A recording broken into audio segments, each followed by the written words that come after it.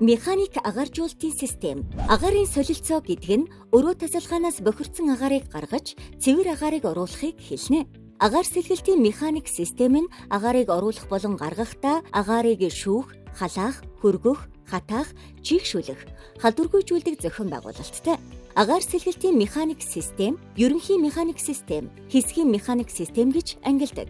Хэсгийн механик систем аэрозол үүсгдэг ажилбарын үед ихэвчлэн хэрэглэнэ. Лабораторийн био аюулгүйн шүүгээ цэр цуглуулах кабинд агаар сэлгэлтийн хэсгийн механик системийг ашиглана.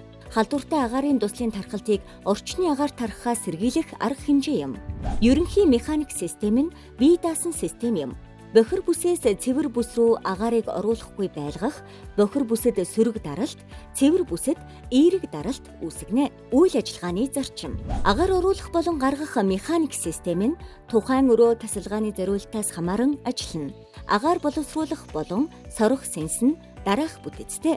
Агаар оруулах хэсэгт агаар цэвэршүүлэх болон халаах, хөргөх төхөөрөмж суйрлуулна.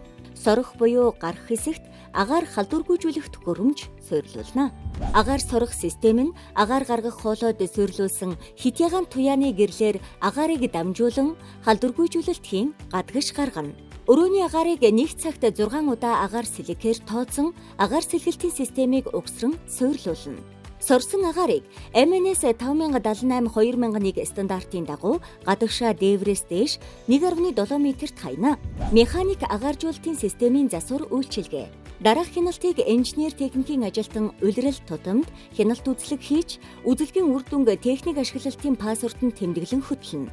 Дуу, агаарын урсгал хурд, температур чийгшил, агаарын халдваргүйжүүлэлтийн хяналт, хитягаан туяаны хяналт.